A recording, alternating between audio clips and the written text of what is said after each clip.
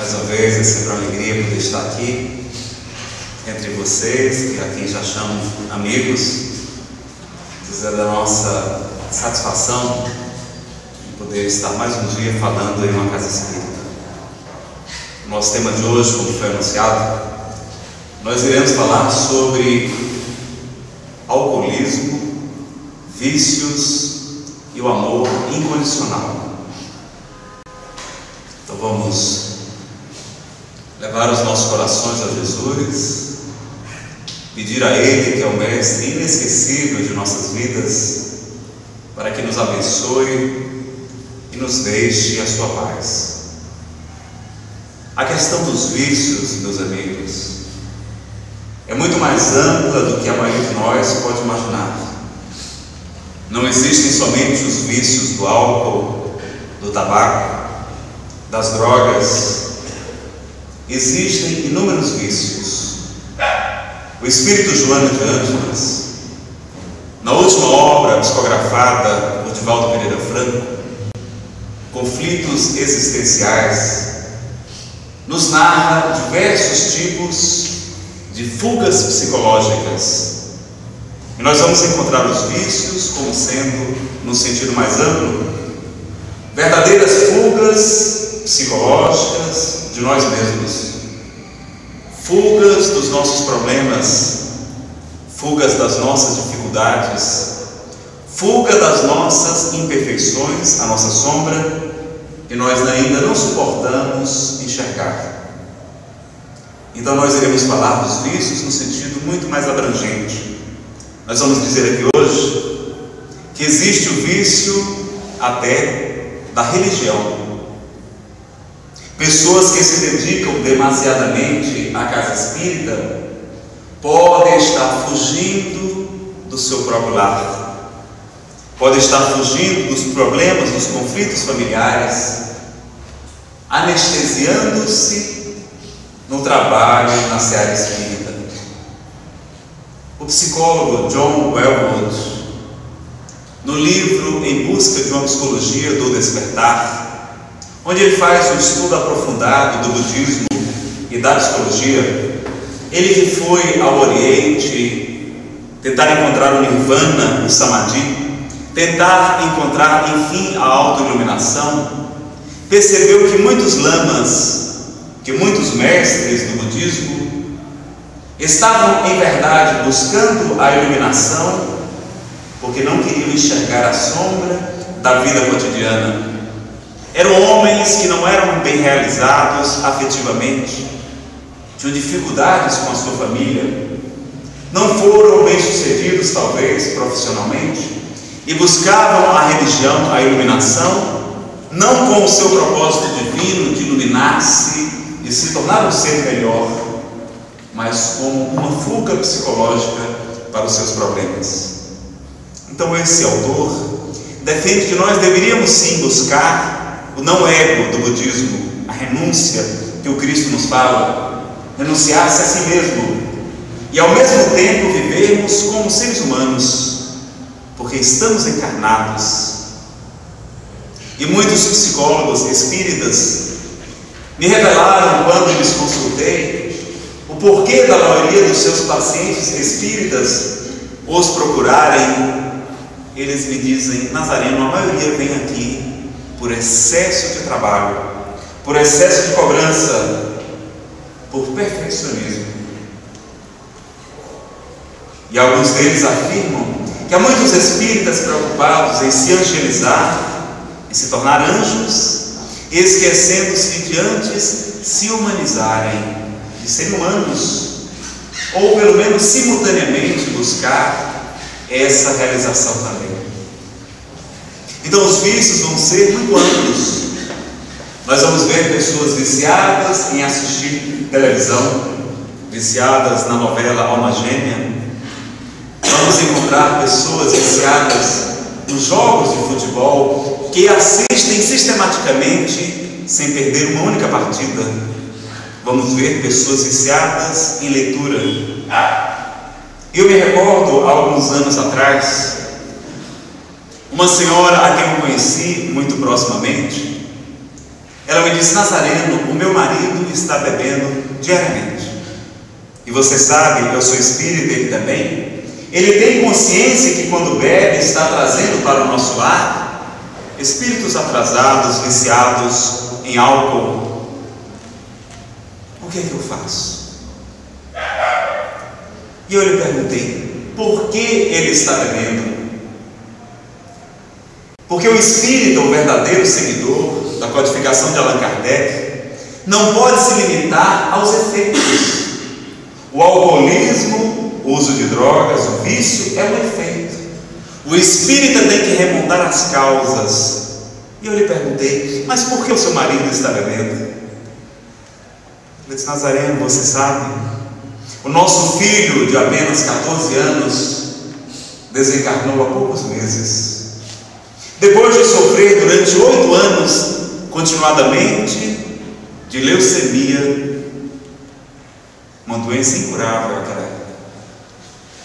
Ele não tinha condições de receber um transplante de medula, a única opção que o salvaria. Era o único filho biológico do seu marido e ele estava arrasado, anestesiando-se na bebida. Eu disse a ela: eu acho que eu, no lugar dele, estaria fazendo a mesma coisa. Agora, olhe para a senhora. Eu estou vendo, eu lhe conheço e tenho intimidade para lhe falar, porque lhe quero bem. Eu estou percebendo que você está 15 quilos acima do seu peso normal. Enquanto o seu marido se anestesia do sofrimento na bebida, você, por sua vez, está se anestesiando na comida. Está comendo em excesso. Então nós vamos ver que os vícios são justamente maneiras que ainda encontramos de anestesiar o nosso sofrimento, de preencher um vazio interior. E por isso, alguns psicólogos espíritas defendem que não adianta nós mandarmos o jovem viciado em drogas, nem tampouco o adulto alcoólatra para uma clínica de desintoxicação, se nós não descobrirmos qual o vazio interior que aquela droga está preenchendo, que a bebida está anestesiando. E nós vamos ver muitas vezes nesse vazio uma grande e severa depressão.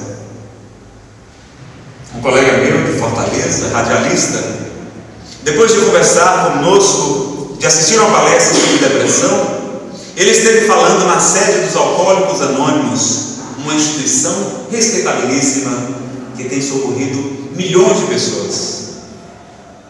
Quando esteve falando sobre depressão, dizendo que a depressão pode ser uma das causas do alcoolismo, o presidente do AA levantou-se e disse: eu tinha depressão e por isso me tornei alcoólatra. Mas nós o que fazemos? Apressadamente, porque vemos o efeito, a pessoa bebendo, aquela pessoa alcoólatra, vagabundo, irresponsável, e esquecemos de enxergar talvez a grande dor que a pessoa pode estar vivenciando. Nós podemos buscar o alcoolismo, as drogas também, por um problema afetivo muito grave.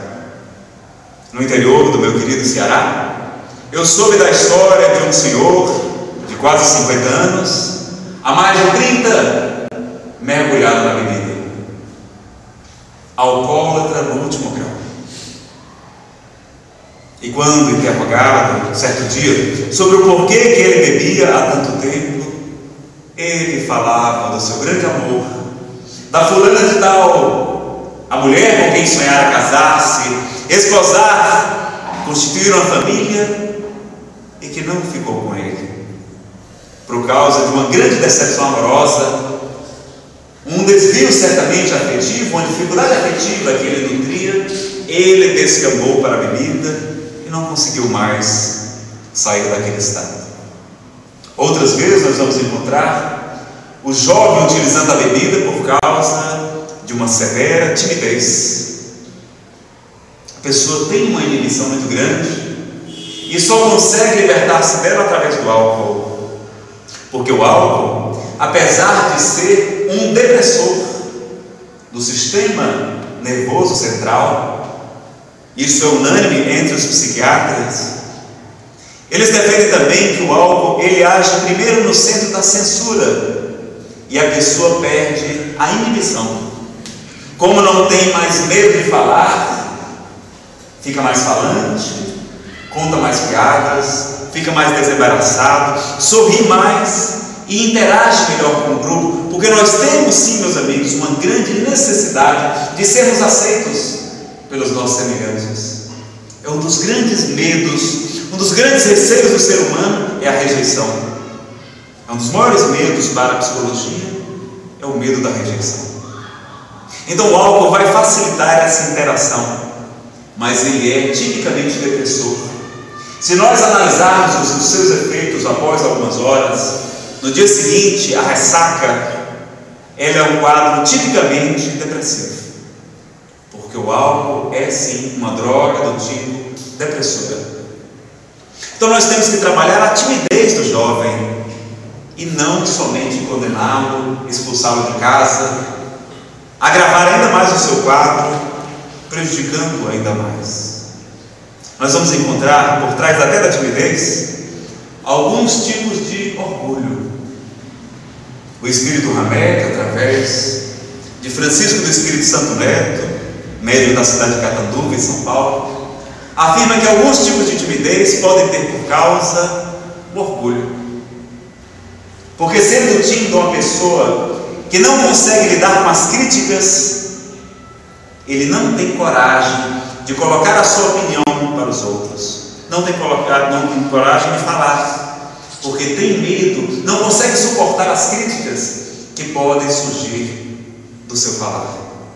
Então nós vamos encontrar até a timidez como sendo um produto também do nosso orgulho, que segundo o capítulo 10, item 10 do Evangelho segundo o Espiritismo, é o pai de muitos vícios, a fonte de quase todos os males. Nós vamos encontrar o orgulho como sendo o motivo, o móvel de quase todas as nossas ações, e que por isso Jesus dedicou-se a combatê-lo como o principal obstáculo ao progresso. Então nós temos uma grande dificuldade em enxergar a nós mesmos, e essa dificuldade é proveniente do nosso orgulho. Nós estabelecemos um patamar, um padrão de perfeição que não possuímos ainda, e como não temos essas qualidades, essas virtudes, porque nós somos anjos, a natureza não dá saltos, nós nos frustramos quando caímos, nós não aceitamos enxergar as nossas imperfeições, o nosso orgulho, o nosso egoísmo, a nossa vaidade, a nossa impaciência, a nossa intolerância, e colocamos debaixo do tapete aquelas imperfeições, nos anestesiamos dela nos vícios, na bebida, no tabaco, nas drogas. Tem gente viciada em esportes, malham tanto que fadigam, levam o corpo à exaustão. Tem pessoas viciadas em novela, homens viciados em internet, pessoas que passam horas diante do computador, porque muitas vezes não suportam a realidade familiar, não suportam enxergar a si mesmos, se aceitarem como seres humanos, filhos de Deus, espíritos destinados à perfeição e à plenitude supremas, e se refugiam na internet. Pessoas viciadas em sexo, tem mulheres viciadas até em fofoca. E o Espírito Samuel, nosso querido benfeitor espiritual, me diz: Nazareno, as mulheres são espíritos muito nobres, elas aprendem muito através da gestação, da maternidade, elas aprendem o amor incondicional, aprendem a renunciar, a tolerar, a amar o filho, não importa o que ele faça. É o amor mais parecido com o amor de Deus aqui na terra, é o amor das mães. Mas tem um ponto onde elas perdem toda a sua vantagem diante dos homens. E qual é esse ponto? Uma tal de fofoca. E eu falei isso certo dia, numa casa espírita. Uma senhora lá do final da plateia levantou a mão e disse: Nazareno, mas existe muito homem fofoqueiro também, viu? Eu disse: minha senhora, no espiritismo nada é por acaso. certamente foi mulher na encarnação passada. É a única explicação possível. É brincadeira, meus amigos. Existem muito homens fofoceiros também. Então tem gente viciada, tem fofoca. A sua vida é falar da vida alheia, porque ela não consegue olhar para a sua vida íntima, o seu mundo íntimo, e se comprar, se anestesia através da vida alheia ou através da novela. Vive uma realidade virtual, vive a vida dos personagens da novela. Esquece de apoderar-se da sua vida. Podemos aprender sim com o exemplo das novelas, mas temos tanto a fazer, tanto trabalho a dedicar, tanto o nosso mundo íntimo é um verdadeiro universo que precisamos conhecer. O Espírito Hamed fala que nós conhecemos muito do mundo material, que nós temos as ciências, nós temos a química, a física, a biologia, nós temos a medicina, nós temos a física quântica hoje, nós temos a astronomia, a astronáutica, nós temos até a filosofia, nós sabemos muito, conhecemos muito do mundo material, mas nós não encontramos a felicidade no mundo material. Já os espíritas e espiritualistas conhecemos muito do mundo espiritual, através de espíritos como André Luiz, Manuel Filomeno de Miranda, dos trabalhos da médium Ivônia Pereira, da própria codificação de Allan Kardec, no livro O Céu e o Inferno, sobretudo. Nós conhecemos muito do mundo espiritual, mas também não encontramos a felicidade no mundo espiritual. A depressão até na espiritualidade. Há vícios no mundo espiritual. O mundo que verdadeiramente precisamos conhecer, nos diz o Espírito Hamed, é o nosso mundo íntimo, o nosso mundo interior. A questão 919 do Livro dos Espíritos, Allan Kardec pergunta qual é o meio prático mais eficaz de um homem assegurar a sua felicidade futura e de resistir aos maus arrastamentos. E o Espírito Santo Agostinho lhe responde: um filósofo da vossa antiguidade já vos disse, conhece-te a ti mesmo, investiga quais as tuas dificuldades, identifica as tuas potencialidades divinas, a centelha divina que todos temos dentro de nós. Nós somos anjos em potencial.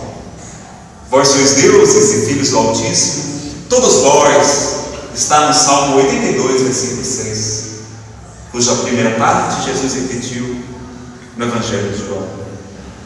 Então, meus amigos, nós precisamos muito nos conhecer, investigar as causas. Nós vamos tentar aqui hoje descobrir as causas porque o viciado, porque o alcoólatra está usando a bebida ou as drogas, para podermos ajudá-lo e não mais condená-lo como fazemos ou como fazíamos outrora. E nós vamos usar o remédio do amor incondicional, o mandamento derradeiro, o mais extraordinário de todos. Quando no finalzinho do Evangelho Jesus aproxima-se dos apóstolos e lhes diz: eis que vos deixo um novo mandamento, amai-vos uns aos outros como eu vos amei. É diferente daquele mandamento maior de amar a Deus sobre todas as coisas e ao próximo como a si mesmo. É mais que isso, é amar como Jesus nos ama, incondicionalmente. E aí nós vamos perceber por que as mães são os grandes instrumentos do universo, das leis de Deus, para socorrerem as criaturas. Quem aqui já assistiu uma sessão mediúnica de desobsessão? Por favor, levante a mão para saber. Vocês concordam que normalmente são as mãezinhas no mundo espiritual quem vem socorrer os espíritos atrasados que estão ali? São elas que fazem a desobsessão, não é o doutrinador. Nós estamos ali apenas conduzindo a reunião no plano material, mas aquele espírito que está lá, vingativo, com muitas e justas razões, foi vilipendiado, magoado outrora e agora se vinga, é a maneira que ele tem de se expressar, porque não conhece os mecanismos da lei divina ainda. Ele recebe o carinho dos médiuns, a vibração das preces, o amparo da espiritualidade superior, recebe o choque anímico, os fluidos vitais do médium, fazendo com que ele desperte, com que ele melhore o seu padrão vibratório. E naquele momento em que ele melhora o seu padrão, ele consegue visualizar os espíritos bons que antes não conseguia perceber. E vem ao seu encontro luminosa, normalmente, quando possível, a sua mãezinha querida. E aquele espírito endurecido, quando vê aquele ser que o amou incondicionalmente, que velou noites a fio, dedicando-se com amor e renúncia, sacrificando a sua própria vida, o seu prazer, as suas alegrias, por causa do seu filho, ele se compadece, se emociona e segue o chamado querido da sua mãezinha. São elas que são as doutrinadoras, não somos nós.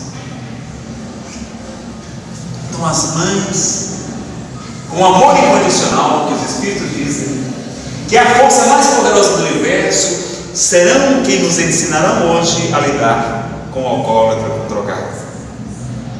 Porque o jovem, necessitando ser aceito daquele grupo, aquela vontade muito grande de participar, de ser aceito, ele se submete aos ditames dos companheiros.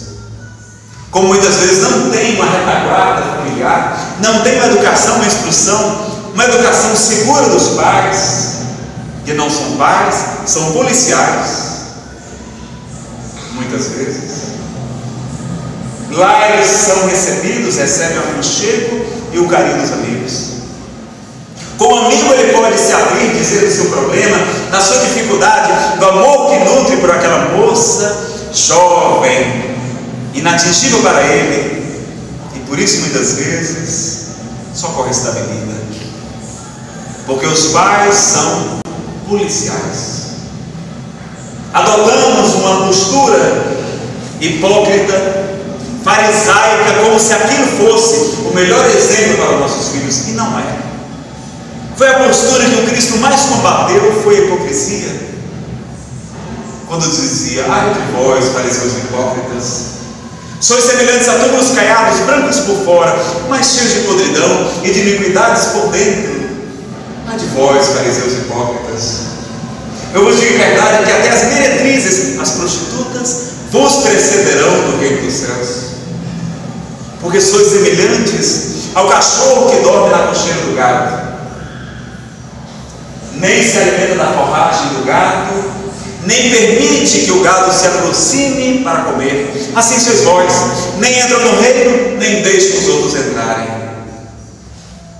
Então aquela postura hipócrita, falsa, fruto do nosso orgulho, do nosso perfeccionismo, que vai nos fazer agir como policiais dos nossos filhos, em vez de ajudá-los, vai nos distanciar dos nossos rebentos. Nós temos que descer ao seu nível, lembrar do nosso tempo de juventude, de infância, e conversar com eles: ah, meu filho, como é que você está? Olha, você sabia que na sua idade eu também fiz isso e aquilo outro? Foi mesmo, papai? Foi. É, meu filho, eu também experimentei muita bebida, experimentei lança-perfume. Qual de nós não experimentou o álcool? Qual de nós não experimentou o lança-perfume? Ou talvez até mesmo maconha? Por que posar de santos quando não somos? Quando o filho sabe que pode se abrir com o pai, diz: ei, papai, eu experimentei, e eu acho que estou dependente, e o pai está ali ao seu lado para lhe ajudar. O pai mostrando que é amigo, que não está ali para lhe reprimir, mas para lhe auxiliar. Vai substituir muitas vezes o que ele encontra somente no grupo de amigos, e que para entrar naquele grupo se submete a usar drogas, a usar o álcool, para provar que é homem, que é adulto. O jovem tem uma grande necessidade de se autoafirmar. É natural, meus amigos, que os nossos jovens experimentem essas drogas, essas bebidas. Talvez seja até inevitável. Mas é importante que eles contem com os pais dentro de casa. Que eles saibam que são amados incondicionalmente. Que os pais vão dizer: meu filho, eu já passei por isso. E eu lhe revelo, não vale a pena. Você pode perder toda a sua vida, destruir sua profissão, o seu futuro casamento, por causa da bebida, por causa das drogas. E se você perguntar para qualquer dessas moças, para a sua paquera mesmo, pergunte-lhe o que ela prefere. Eu quero perguntar às mulheres aqui para que vocês me deem um testemunho. Vocês preferem um jovem, uma abordagem de um homem que chega embriagado, ou que chega lúcido e sóbrio para paquerar com vocês? O que vocês preferem? Sóbrio, não é? Claro. De preferência romântico, autoconfiante.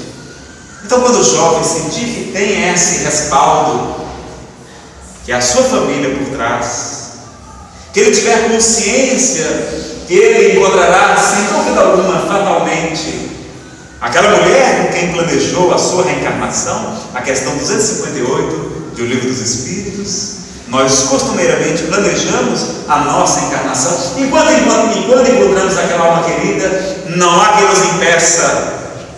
Ela será nossa companheira. Falei assim, nossa, no sentido possessivo, né? Companheira, não é nossa no sentido possessivo. Companheira ou companheiro. Então é uma fase que os pais têm que dar suporte. Não sejamos os policiais, mas os amigos dos nossos filhos. O marido, do mesmo modo, entra em casa depois de estar no bar, bebendo, tomou todas, estava com os amigos. Quando chega em casa, encontra a mulher de cara amarrada e pior, de bobe na cabeça, coberto com um lenço, parece um ET. Olha para ele garrafeira e pergunta: já estava bebendo de novo? Você é um vagabundo? Você é um mau pai, um mau profissional? Começa a ladainha. O que é que vai acontecer? Ele vai beber mais. Ele vai buscar no bar com os amigos a alegria, o amor que ele não encontra dentro do seu bar, porque ele está doente, meus amigos. O alcoolismo, segundo a Organização Mundial de Saúde, é uma doença, é uma anestesia, é um vício como os outros todos que nós vimos, mas é sobretudo a doença, é uma predisposição orgânica. A pessoa tem uma predisposição. Existe um percentual da população que, se começar a beber, desenvolve o alcoolismo. Os médicos não sabem explicar isso, mas nós espíritas, nós reencarnacionistas, sabemos. Muitas vezes foram ex-alcoólatras em vidas anteriores. E hoje nós temos crianças, bebês recém-nascidos com cirrose hepática. Os médicos ficam estarrecidos, não conseguem explicar, e a única explicação que nos surge possível é, sem dúvida alguma, que foram ex-alcoólatras reencarnando. Não tiveram tempo de ser tratados em um mundo espiritual, a lesão talvez foi muito grave, e reencarnam recém-nascidos com cirrose. Bebês com poucos meses de vida desenvolvendo enfisema pulmonar, câncer de pulmão, problemas pulmonares diversos, talvez ex-fumantes retornando à vida material. Então a reencarnação vai mostrar que essas sequelas que nós produzimos no nosso corpo se perpetuam, que não é Deus que nos castiga, que não somos nós que nascemos sem um braço, sem uma perna, por culpa, por castigo de Deus, mas porque nós nos cortamos, porque nós agiramos um projétil em nosso cérebro e nascemos dementes, com deficiência mental, que Deus é injusto, não. Se eu cortar o meu braço nesta encarnação, ninguém vai dizer que Deus é injusto, porque eu tive o livre-arbítrio de assim proceder.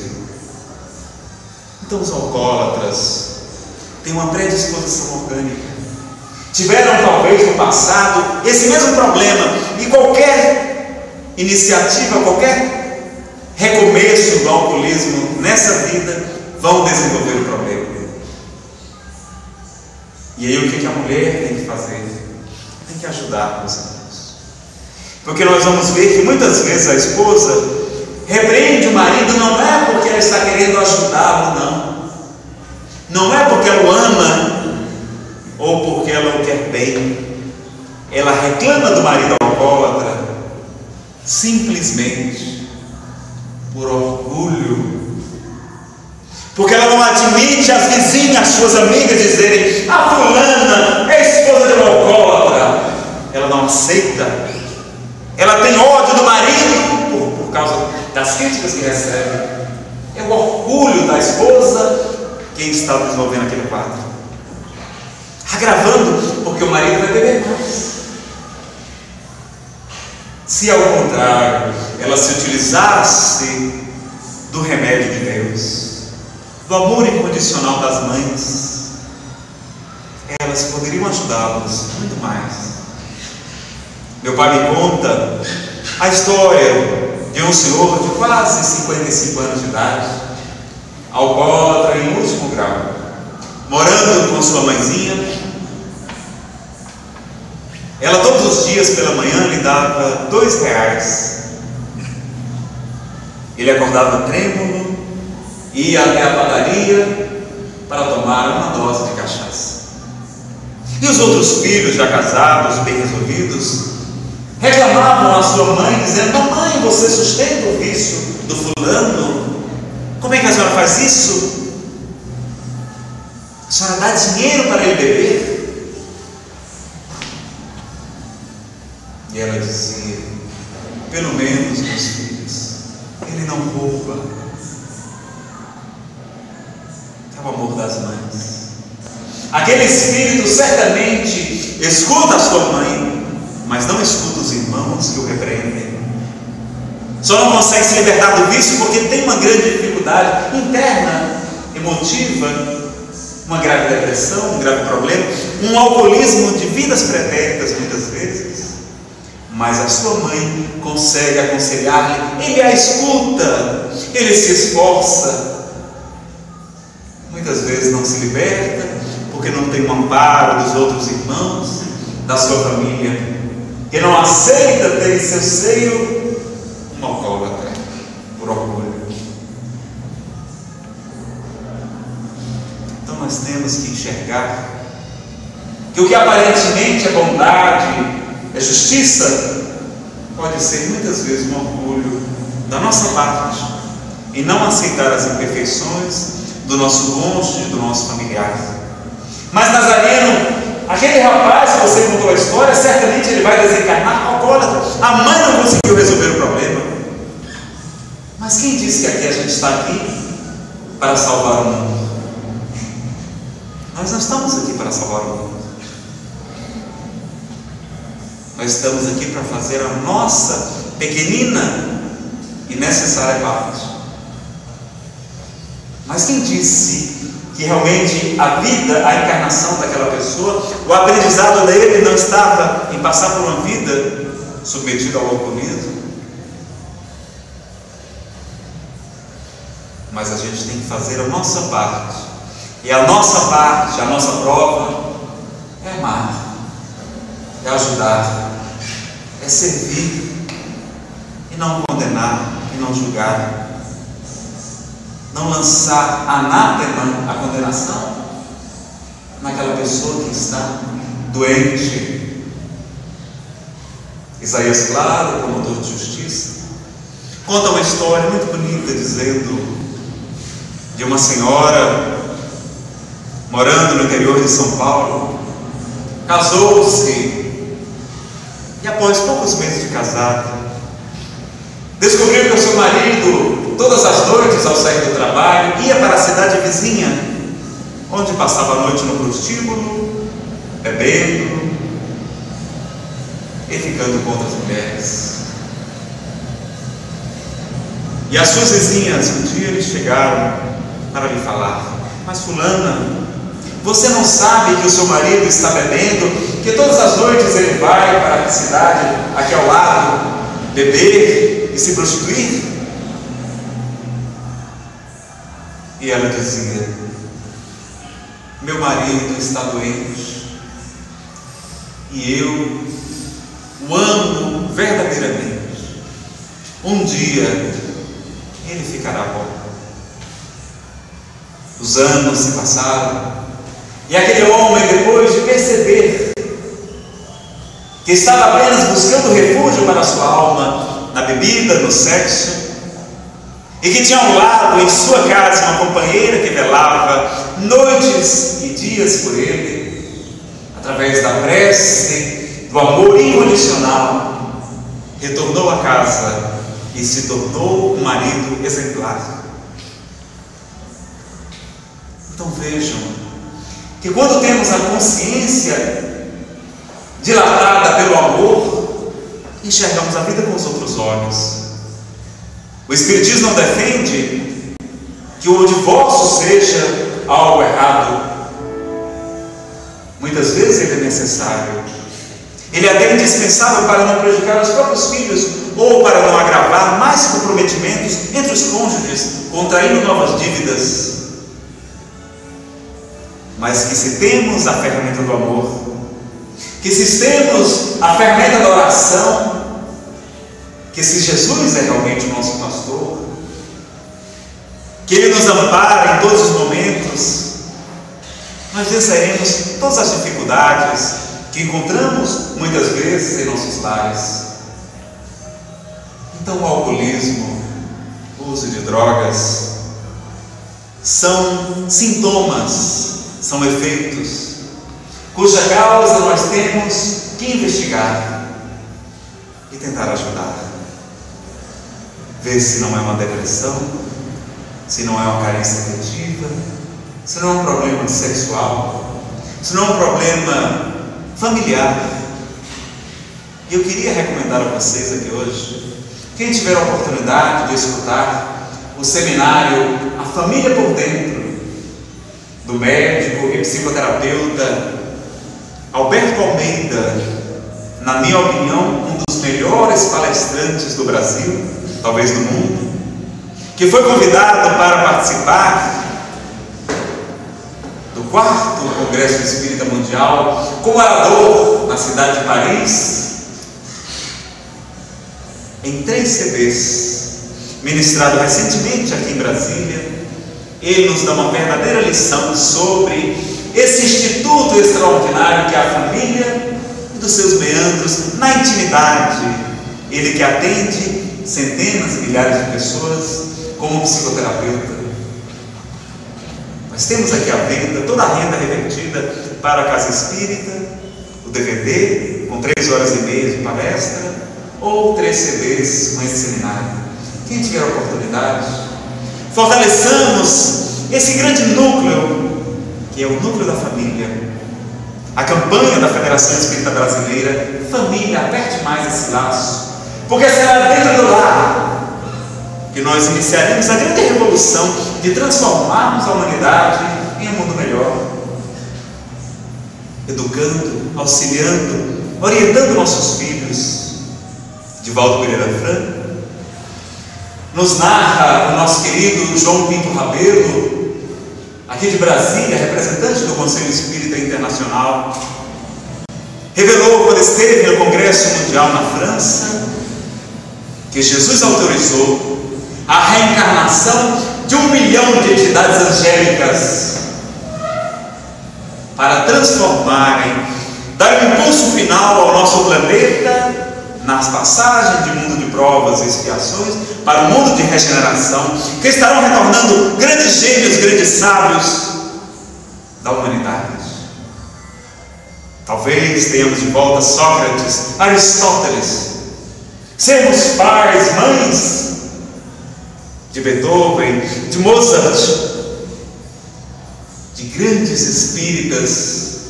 Dizem que o espírito Emmanuel, mentor de Chico Xavier, retornará à Terra, onde estagiará na atividade da educação. Quantos companheiros nobres! Será que nós estamos preparados para receber em nosso lar, como nossos filhos, como nossos netos, um espírito como Eurípides Barçanufo, como Joana de Ângeles, como o espírito Benê?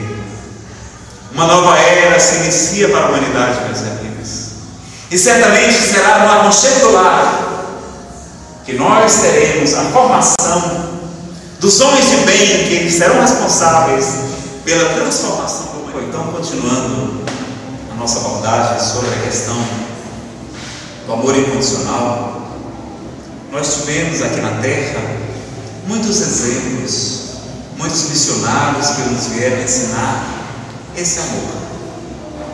Nós tivemos, desde a antiguidade, 600 anos antes de Jesus, a figura de Buda, Siddhartha Gautama, um príncipe que renunciou a tudo para nos falar do amor incondicional.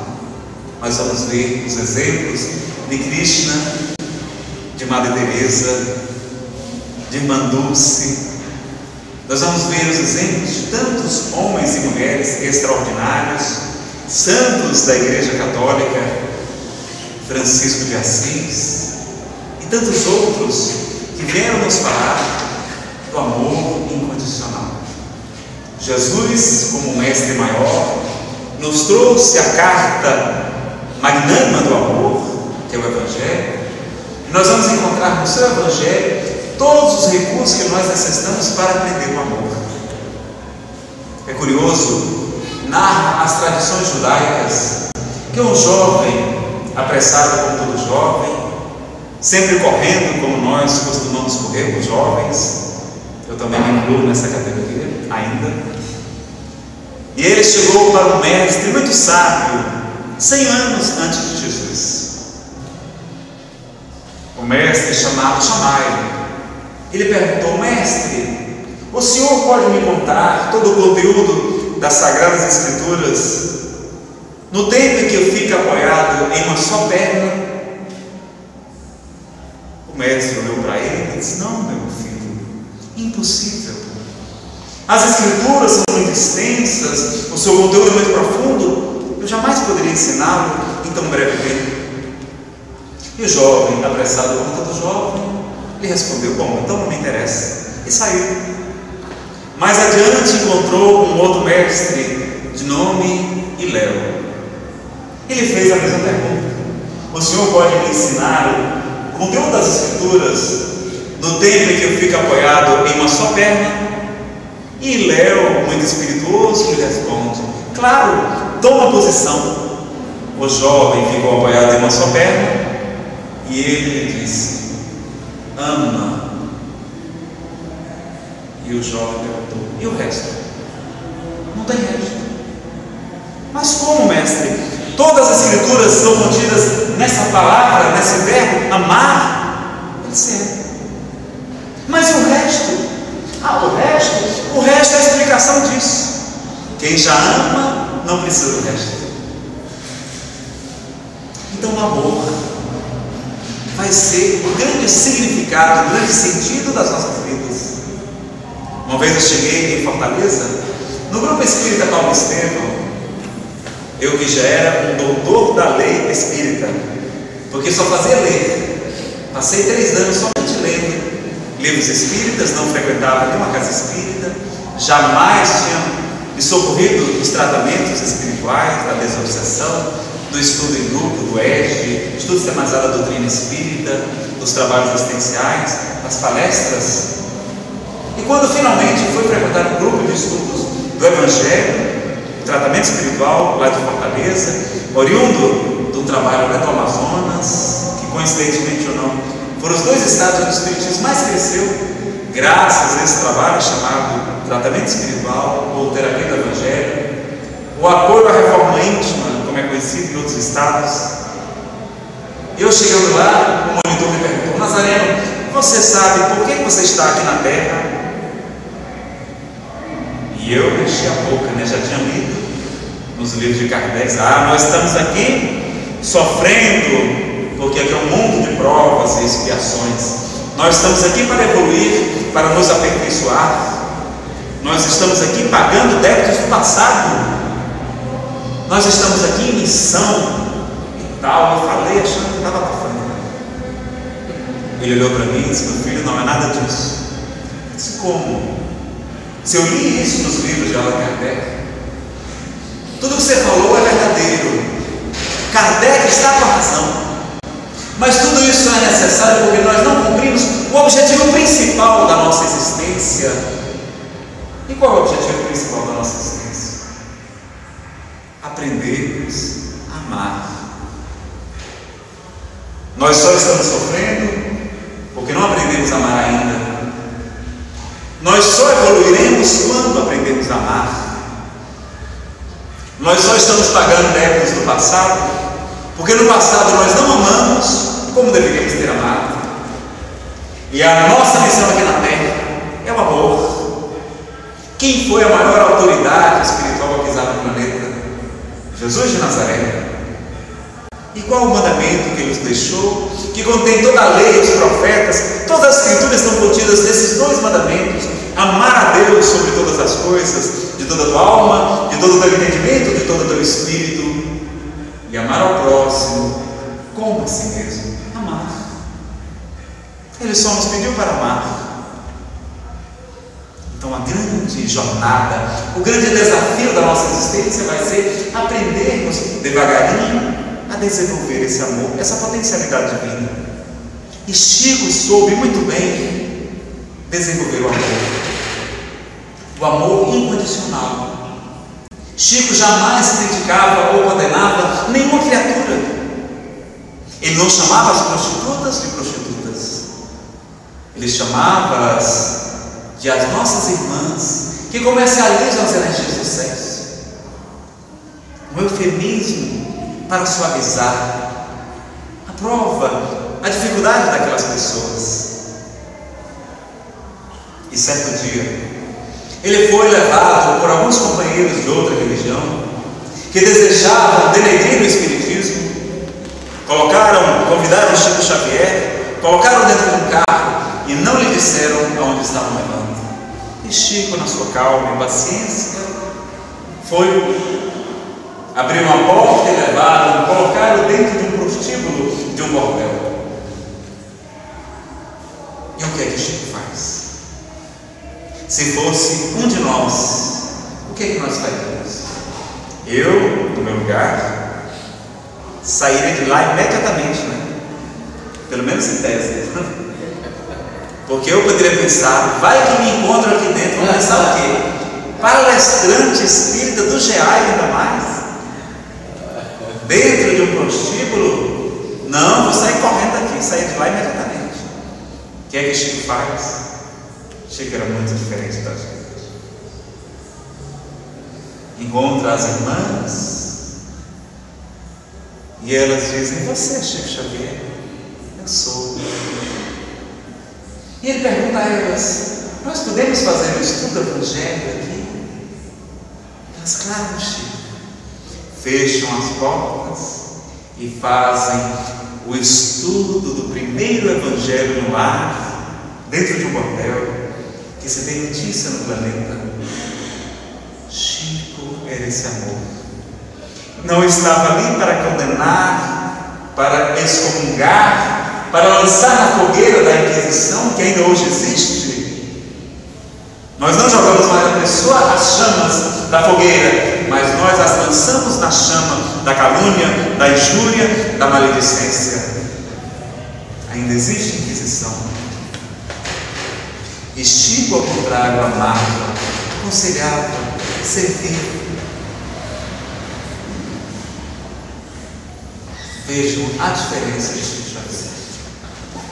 Quando ele esteve outro dia recebendo a visita, dizem os autores, de Fernando Collor de Mello, à época presidente do Brasil, muitos espíritas criticaram a postura de Chico Xavier. porque eles, por não comungarem com as ideias daquele político, reclamaram porque Chico fora extremamente afável e amoroso com Fernando Collor de Mello. Queriam que, ao contrário, Chico lhe puxasse as orelhas, lhe chamasse a atenção para os possíveis equívocos que aqueles irmãos achavam que aquele político estava praticando. Chico, ao contrário, quando o recebeu, conversou demoradamente com Fernando Collor de Mello e lhe disse: presidente, o senhor parece com o Marechal Deodoro da Fonseca, o primeiro presidente do Brasil. Fez-lhe um elogio.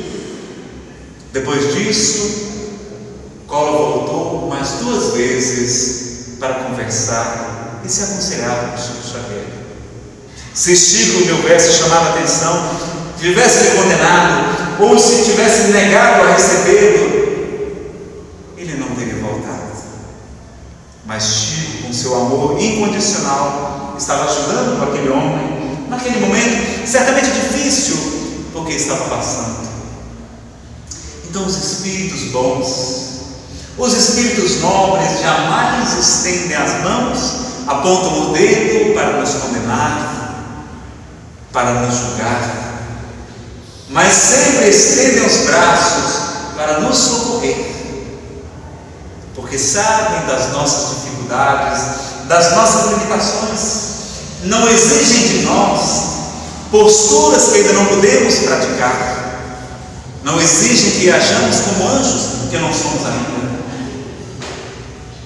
Isso é fruto do nosso orgulho. Quando queremos que o nosso próximo haja como um ser perfeito, nós estamos sendo vítimas do orgulho. Estamos exigindo a perfeição de quem não nos pode dar ainda. Nem Deus nos exige isso. Por que nós temos o direito de exigir a perfeição do nosso companheiro, do nosso familiar? Então Chico vem nos dar essa grande lição da humildade, do amor incondicional, da aceitação, porque o amor é aceitação, o amor é união. Uma das melhores definições do amor que eu já encontrei é união. O espírito guia da médium austríaca Eva Pierrakos, que ficou radicada nos Estados Unidos da América durante muitos anos e nos deixou um grande legado, 257 palestras mediúnicas sobre autoconhecimento, apesar de não espíritas, mas um grande tratado de autoconhecimento que vale a pena conhecer, o Pé Forca, de Eva Pierrakos, que é citada a sua obra, a sua vida, por Divaldo Pereira Franco, no seminário Perdão e Auto-Perdão, CD número 4, e no seminário Divaldo Responde, número 2. O livro, quando ela fala sobre os relacionamentos afetivos, o Espírito Guia denominou o livro de Criando União, como um símbolo maior do amor. E se nós analisarmos a palavra Satanás, o vocábulo Satã, ele significa, além de inimigo, de adversário, aquele que separa, aquele que divide. E o amor seria a união. Jesus falava: eu e o Pai somos uno. E ele dizia, queria rogar a Deus para que todos nós fôssemos um em Deus. Espíritos puros, que se aceitam, que não se julgam, que se amam incondicionalmente, que estão unidos pelo amor. Então o nosso convite para o tratamento do alcoolismo, dos vícios de um modo geral, é o amor, porque somos todos carentes de amor. No livro Nosso Lar, o Espírito André Luiz nomeia um dos seus capítulos Amor, alimento das almas, porque somos todos carentes de amor, desse contato na família, desse compartilhar, do confessar-vos uns aos outros, que nos falava Paulo de Tarso em suas epístolas, essa intimidade, esse aconchego, essa aceitação. Precisamos ser aceitos pelos nossos familiares, pelos nossos entes queridos, e vai ser o amor.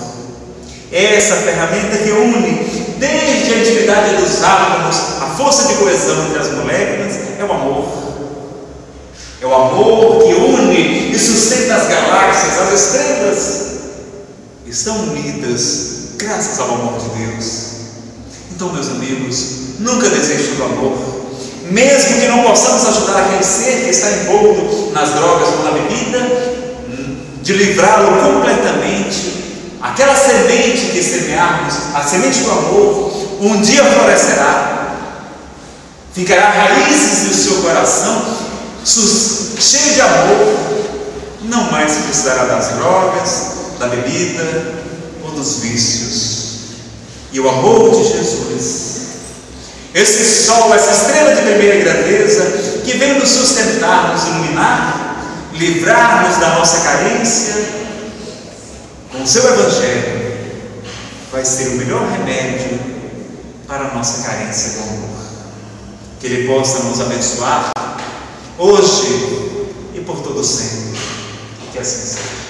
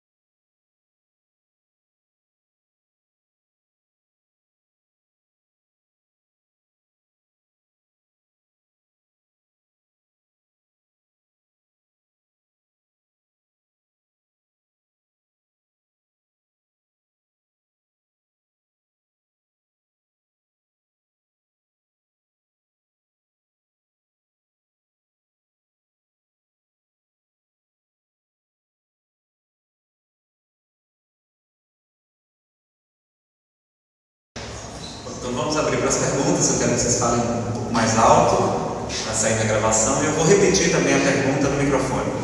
Agora eu não quero histórias, eu quero perguntas para que a gente seja mais objetivo, tá certo? Quem gostaria de começar? Jovem com depressão. Jovem com depressão. Ele pode ter um problema com obsessão, depressão, e ele fica com os pais, com os problemas todos, porque o pai não tem a conversação, o diálogo. O pai quer ser perfeccionista e o filho não foi. Então não tem aquele diálogo. Então assim, deprimido, entendeu? E vem aquele espírito, isso pode acontecer isso? Coisa do espírito obsessor e a depressão, na parte.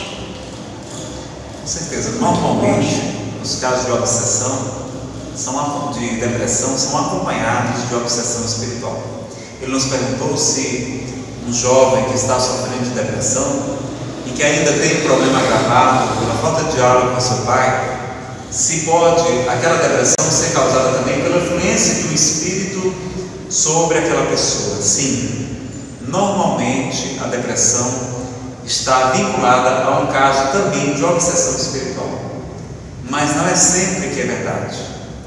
A depressão pode ter 4 grandes causas, porque nós somos uma realidade bio-psico-sócio-espiritual. Nós temos as causas orgânicas da depressão, nós temos as causas sociais da depressão, nós temos as causas psicológicas e as causas espirituais também.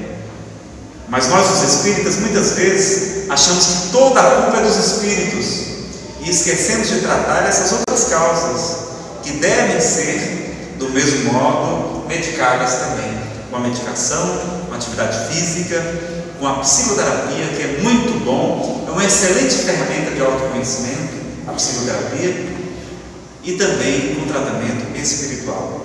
Então nós vamos ver que é um conjunto.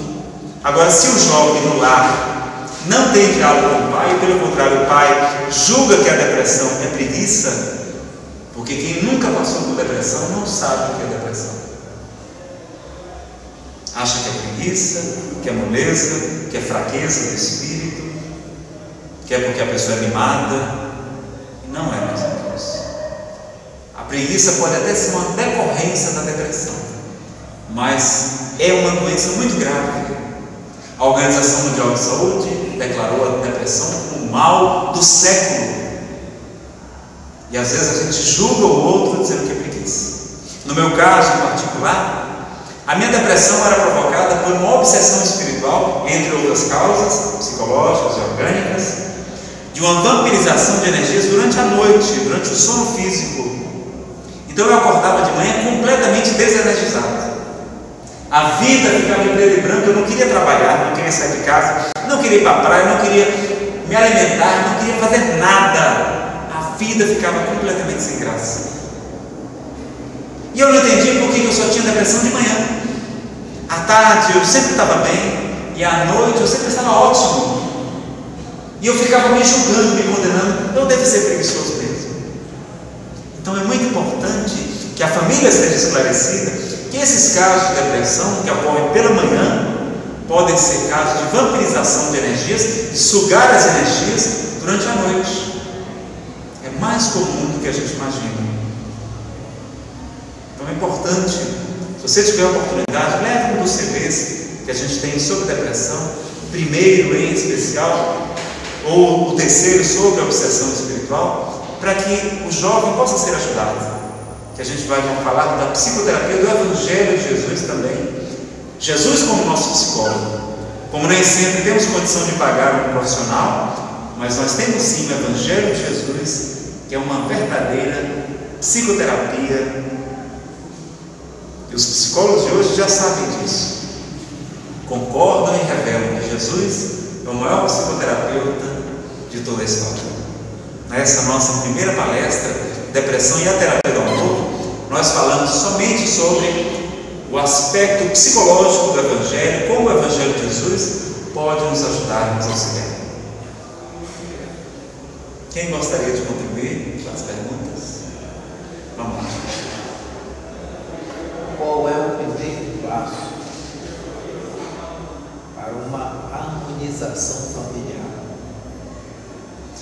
primeiro passo para a harmonização familiar, eu acho que o primeiro passo mesmo é a gente se determinar a tomar uma atitude, não ficar só na mente, decidir fazer alguma coisa. A primeira providência, a mais fácil e talvez a mais extraordinária que nós espíritas e mesmo os não espíritas temos em nossa mão, chama-se o Evangelho do Lar.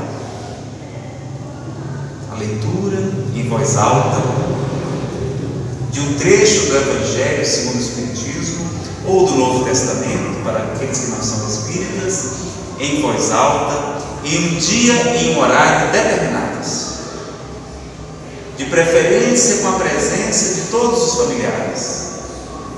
Se nós não podemos ter a presença de todos eles, eu fazia, por exemplo, sozinho, entre aspas, não é? Porque a gente nunca está sozinho. Existe uma nuvem de testemunhas, espiritualmente falando, nos dizia Paulo de Tarso.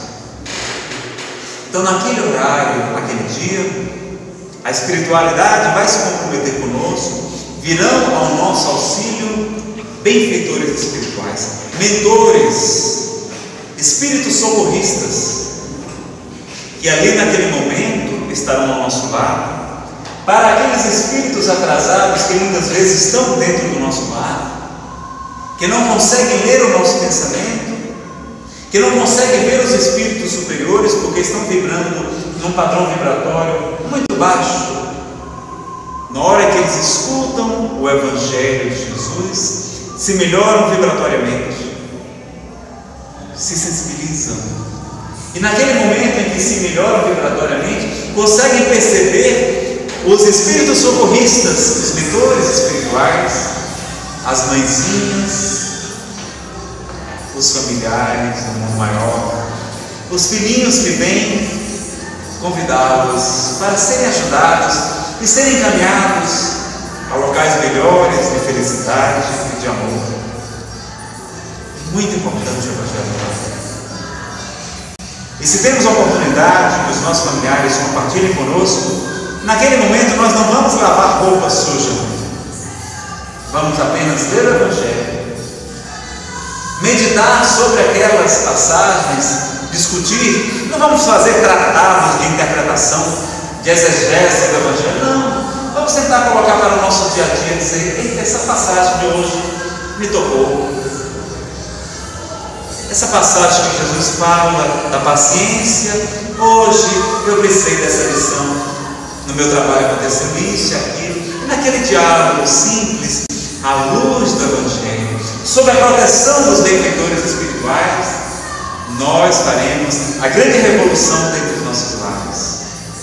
Não estaremos ali para acusar, para condenar. E adotar uma postura, nos ensina Alberto Almeida, de que nós devemos sempre nos dirigir ao outro, não para condenar, mas para auxiliar. Em vez de chegar para o filho e brigar com ele, nós deveríamos fazer o lado oposto, chegar para ele e dizer: meu filho, o que é que a mamãe, o que é que o papai pode melhorar no nosso relacionamento? Aí ele vai se abrir um pouco mais. Ah, mãe, você pode fazer isso assim. Ah, você quer saber? Eu também achei errado por causa daquilo. Então, na hora que a gente se coloca não como policial, não como juiz, mas como alguém que está aberto a se melhorar, a escutar, aí a gente estabelece o diálogo. Porque o diálogo não é o diálogo que a gente chama: ah, eu não tenho diálogo com meu filho. O que o pai faz? Chama o filho na sala e chama para a responsabilidade, como a gente diz, né? Para falar, para criticar, para dizer o que está certo e o que está errado. Não vai resolver. Pode e deve fazer isso também, mas tem que ter um momento de intimidade, de diálogo mesmo.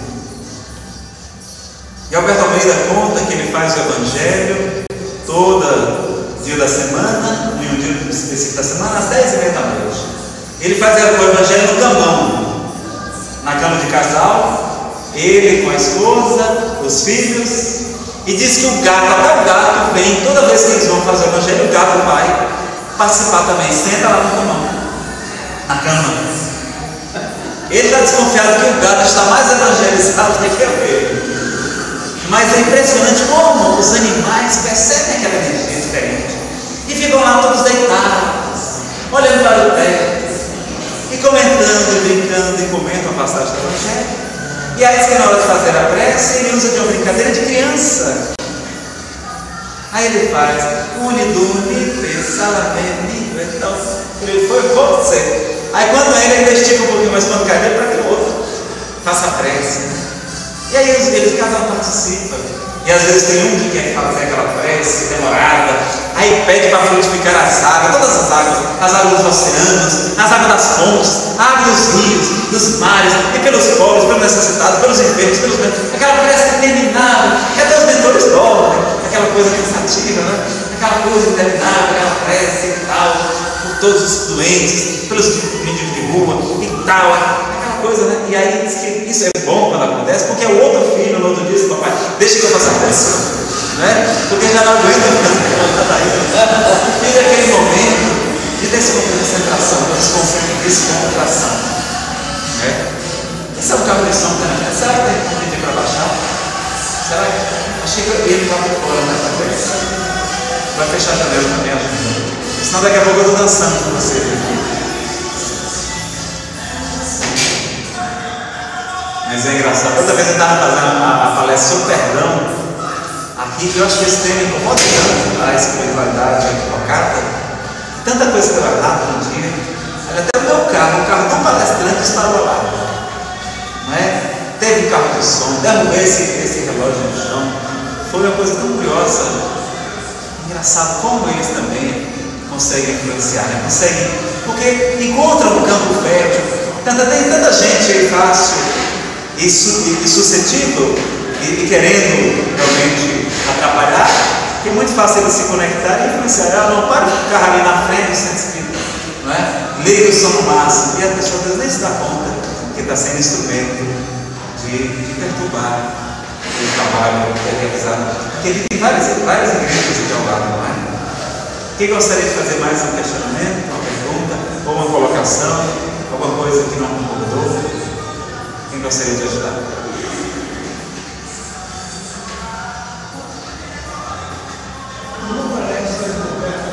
A palestra da Almeida, extraordinária.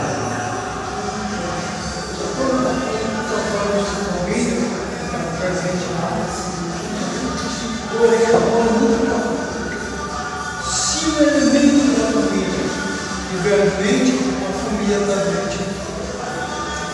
Ele está dizendo aqui que na palestra do Alberto Almeida, da família por dentro, fala uma coisa muito curiosa. Porque o Alberto Almeida nos diz que a família é como se fosse um sistema, um organismo.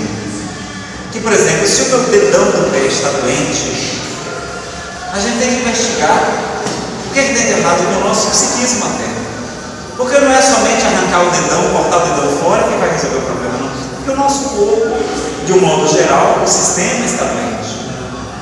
Então, quando nós temos um jovem que está alcoólatra, quando nós temos um jovem que está utilizando as drogas, é porque a família, como um todo, está disfuncional.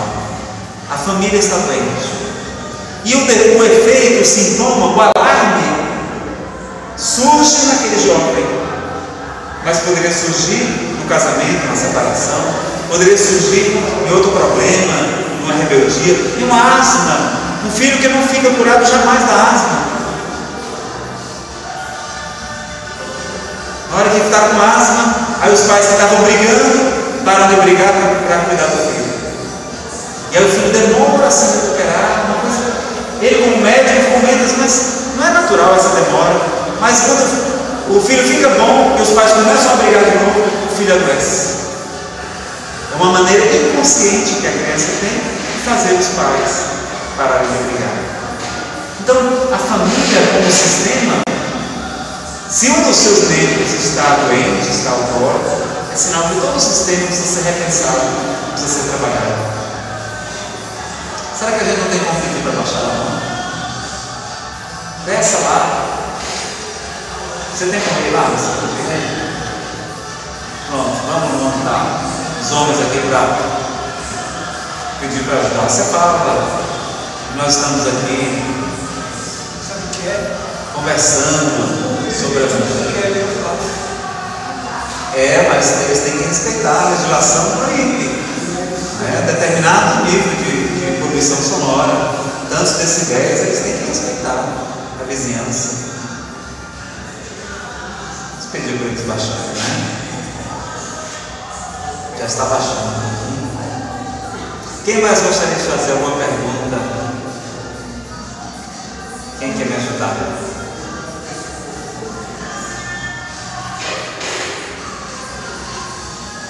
Qualquer pergunta, pode ser fora do tempo. Sobre amor, sobre o Evangelho, sobre Jesus. Sobre a depressão bipolar. Depressão bipolar. Ela disse que ouviu falar da depressão bipolar, mas não compreendeu muito bem. Na verdade, a depressão, ela pode ser caracterizada, tem um tipo de depressão chamado depressão bipolar.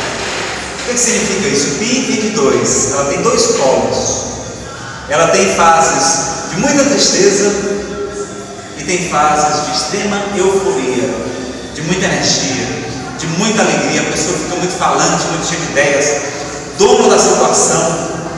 A minha depressão é do tipo bipolar.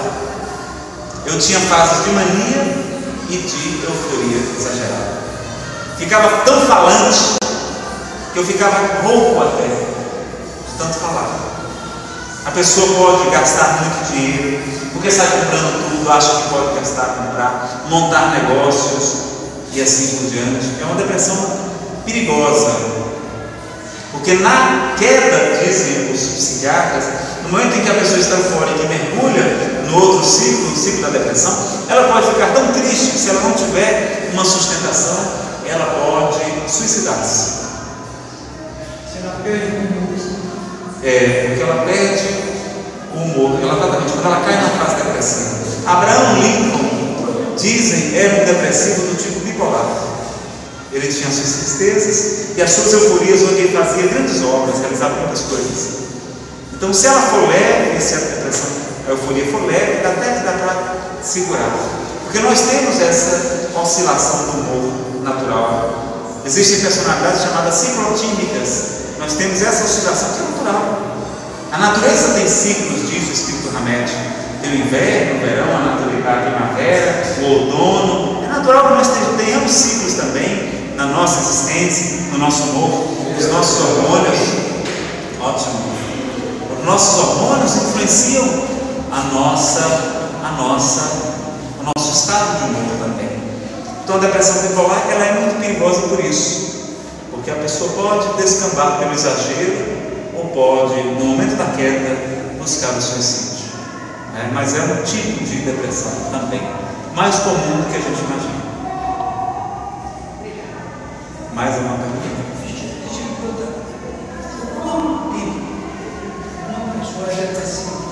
Por quanto tempo uma pessoa é depressiva? Essa é uma boa pergunta. Eu não sei responder precisamente, não. Mas nós acreditamos o seguinte, que os psiquiatras falam que a pessoa pode ter episódios de depressão. Por exemplo, quando eu estive em Fortaleza, que fiz o tratamento médico, tomei remédio psiquiátrico durante 11 anos, me tratei com a psicoterapia, fiz o tratamento espiritual, foi feita a sessão de desobsessão para me ajudar e ajudar os espíritos a quem eu havia prejudicado no passado. Eu melhorei muito, atividade física também, ocupação, trabalho, estudo, trabalhar em algo que a gente goste, sinta prazer, ou pelo menos ter um hobby. E eu melhorei muito, tanto que a minha psiquiatra me suspendeu a medicação.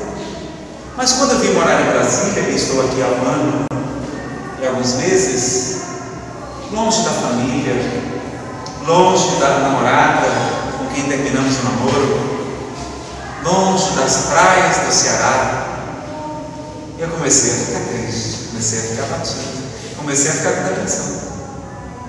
Então eu fui na psiquiatra, marquei a consulta, eu quero que você me dê o remédio, porque eu quero me sentir melhor, eu quero trabalhar mais, eu quero poder reparar os erros que eu cometi no trabalho no bem, eu quero ter energia para fazer o bem. Porque os espíritos atrasados vão dizer, vão inflamar o nosso orgulho, dizendo, não, meu, você é espírita, você não precisa tomar remédio para a depressão não, que conversa é essa? Espírita tem isso. E aí nós ficamos abatidos, fracos, deixamos de produzir mais, e podíamos estar fazendo muito mais pela doutrina espírita e por nós mesmos, porque o amor que cobre a multidão de pecados, é a caridade que vai nos redimir. Então, eu disse, eu quero tomar um remédio. Elas estão dizendo, você está tendo um episódio de depressão. Você não quero saber, eu quero o remédio que eu quero trabalhar. E voltei a tomar medicação e tomo até hoje. E sou bem melhor. Ainda sinto falta das praias do Ceará.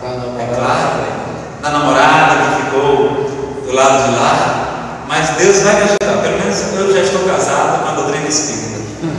Ela é uma excelente namorada, não dá trabalho, né? Não toma demasiado tempo, me dá muito prazer, muita alegria. Enquanto a prometida ou a vítima não chega, a gente vai socorrendo-se do amor de Jesus, completando o nosso coração. E a saudade da gente agora também. Saudade da família, com certeza. Mas a gente vai, talvez agora na Semana Santa, eu vou dar um pulinho lá, se Deus assim permitir. Vocês querem fazer alguma pergunta, pessoal? Sobre o tema ou fora do tema, alguma dúvida? Eu gostaria de falar do tema. Ele aqui, que ela está, já perguntei, ela ficou calada? Deixa ele perguntar. Uma pergunta, uma não duas. Não, então vamos voltar para uma pergunta, duas em uma. Sobre o homossexualismo, quais são as causas e quais os tratamentos? Então vamos precisar de uns 2 seminários sobre esse tema. Não, mas pode fazer um resumo. Não é? Mas existem causas. Eu vou fazer o seguinte, eu vou recomendar um livro e um seminário. Tem um seminário chamado de Walter Pereira Franco na Califórnia. Não sei se tem aqui no Brasil, mas eu tenho como conseguir uma cópia, eu posso trazer depois. Ele faz uma abordagem interessante. Tem também o seminário de Divaldo, Sexo e Obsessão, em 4 CDs ou em um DVD. E tem também o livro Sexo e Obsessão, do Manuel Flamengo de Miranda, que na verdade é um caso específico de obsessão espiritual de um ex-padre, né, de um padre pedófilo, mas que não trata propriamente da homossexualidade. Mas existem muitos livros, muitas obras sobre esse assunto. Eu não conheço assim o melhor livro não, mas esse seminário de Divaldo é bem esclarecedor. Também tem os seminários de Clóvis Nunes, que apesar de algumas pessoas considerarem as suas palestras um pouco polêmicas, ele avança um pouquinho a mais do que muitos consideram correto. Nessa questão da sexualidade, ele tem uma abordagem muito interessante. Vale a pena conhecer esse seminário. Foi feito em Fortaleza. Eu vou ver se eu consigo trazer a cópia para a gente deixar aqui na biblioteca para vocês também. Mas é um tema que a gente daria muitas horas para falar. Existem também casos de homossexualidade provocadas por obsessão espiritual. Isso é o de novidade que eu vou falar. Mas é uma opção. É um processo reencarnatório, expiatório normalmente, um aprendizado para o espírito. E também os espíritos dizem que nós temos essas 2 forças dentro de nós, a força ânimos e a força ânima, o masculino e o feminino. E que os espíritos superiores, os espíritos puros, têm essas 2 forças muito bem equilibradas. Jorge André, no livro Forças Sexuais da Alma, fala disso numa linguagem muito profunda, talvez um pouco difícil para a maioria de nós, mas ele analisa essa questão, mostrando que o próprio Cristo tinha atitudes muito másculas, muito enérgicas, quando se dirigia, por exemplo, aos fariseus, e atitudes muito doces, muito amorosas, muito receptivas, muito femininas, quando se dirigia aos pecadores, muito maternais. Então, que esse equilíbrio é o futuro nosso. Nós vamos ver os espíritos superiores, como Chico Xavier, reencarnado na Terra, de uma doçura, de uma afabilidade, que quem não conhece, quem não é espírita, pode dizer, será que ele é homossexual? Mas não, é doçura, é o amor, é o equilíbrio dessas 2 energias no seu aspecto mais sublime, não no aspecto físico, ele perfeitamente másculo, mas no aspecto da emoção do espírito mesmo. Então essas 2 potências divinas a gente vai aprendendo-as nas encarnações como homem e nas encarnações como mulher. Os Espíritos dizem que a gente pode, para aprender o que as mulheres sabem, podemos reencarnar como mulheres e assim por diante. Mas o meu brinca de Nazareno, a mulher pode reencarnar como homem, mas o homem jamais pode reencarnar como mulher. Eu disse, por quê? Porque você não já leu lá na Lei do Progresso que o espírito não retrograda? Como é que o homem vai reencarnar como mulher? Brincadeira com as mulheres, né? Dizendo que ele querendo dizer que as mulheres são espíritos atrasados. São nada, são muito superiores a nós os homens. Sabem o amor incondicional que a gente ainda está tateando, aprendendo aos pouquinhos. E ela, por outro lado, as mulheres têm que aprender a masculinidade, a força, a energia, a determinação, a falta de omissão, que muitas mulheres são omissas e que Jesus jamais fez isso. Demonstrou muito bem o perfeito equilíbrio dessas duas forças que nós um dia teremos quando chegarmos ao estágio do Espírito puro. Veja, Jesus nos disse: no reino dos céus ninguém se casa nem se dá em casamento, mostrando que o Espírito ele é perfeito. O Espírito não é uma metade, não existe almas gêmeas. Não falta nada para o Espírito se completar. Deus não ia criar o Espírito incompleto, mas existem espíritos afins que têm já uma experiência conosco, que têm muita afinidade de pensamentos e que compartilham conosco a jornada na Terra. Mas Deus não nos criou incompletos. A única coisa que falta ao homem, ao Espírito, é Deus e o seu amor. Você queria falar, Edra?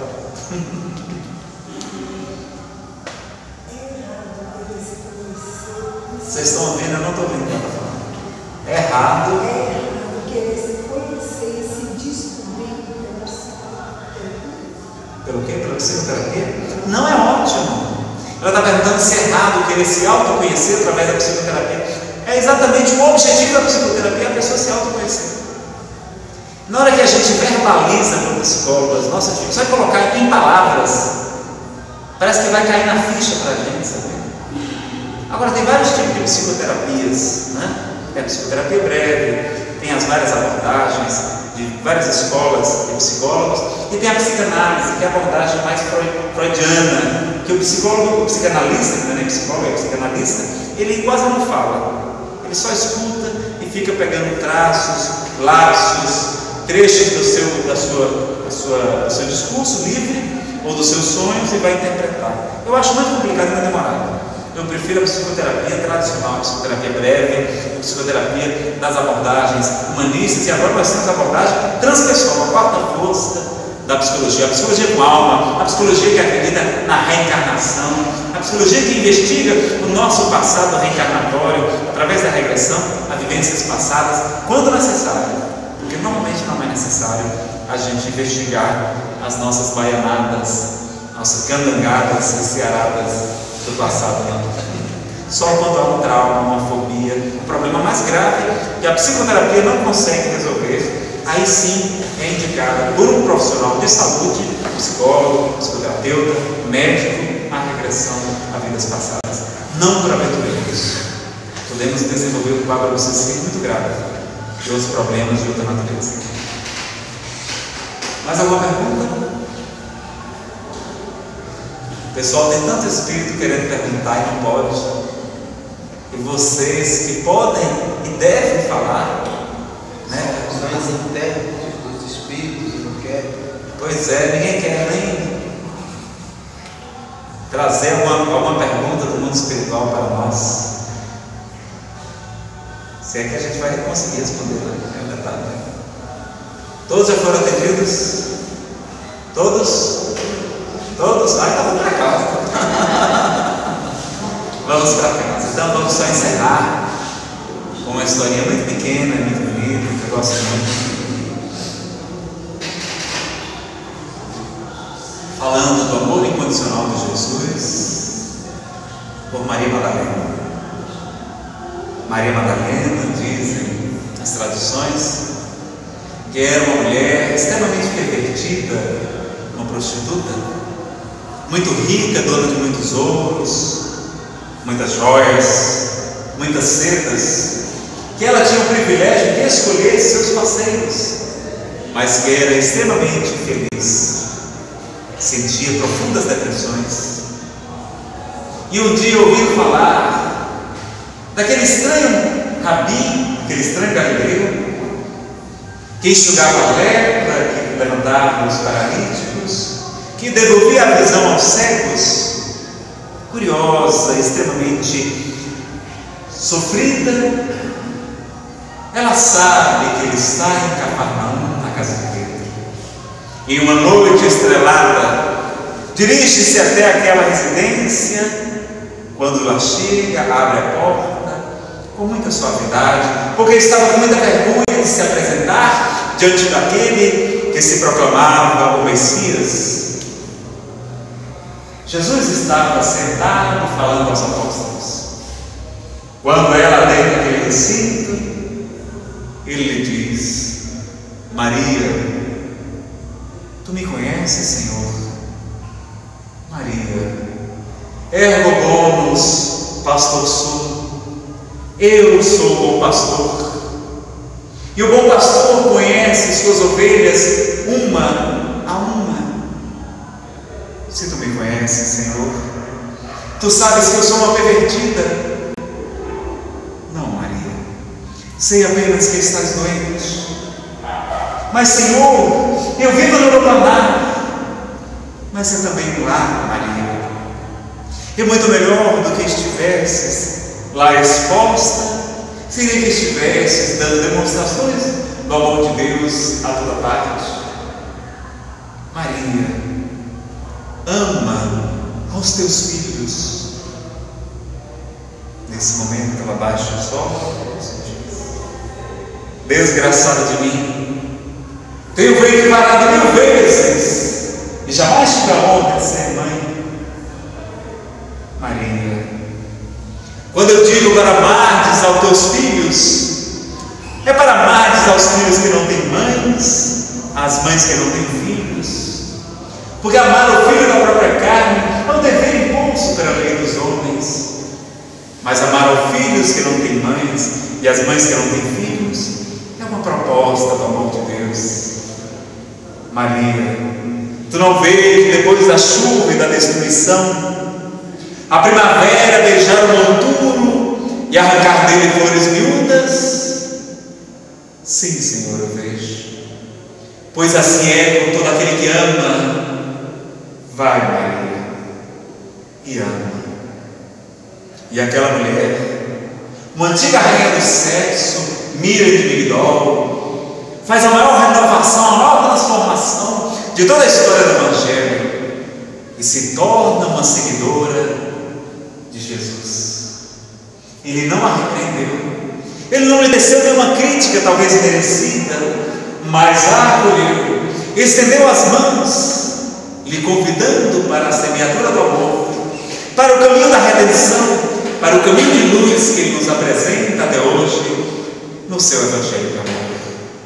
Então que Jesus, com seu inefável e inexcedível amor, possa abençoar essa casa, abençoar os nossos familiares, abençoar aquelas pessoas que conhecemos, que estão envoltas nos vícios, na bebida, nas drogas, na prostituição, que Ele possa envolvê-las, ajudá-las e socorrê-las através de nós, refletindo todo o amor que recebemos do mais alto, através das nossas mãos, através dos nossos ouvidos, através da nossa boca. Então vamos fazer a nossa prece, vamos ficar bem confortáveis, respirar fundo, mais de uma vez. Aqueles que preferirem fechar os olhos, somente para facilitar a concentração, podem fazê-lo. E vamos levando os nossos corações a Jesus, agradecer por esse momento, por essa oportunidade, visualizar agora aqueles irmãos, aqueles familiares, aqueles amigos que sabemos estar envoltos na bebida, no alcoolismo, aqueles que estão presos nas garras poderosas das drogas, da dependência química, mesmo daqueles que estão viciados em remédios, em medicação, as pessoas viciadas em sexo,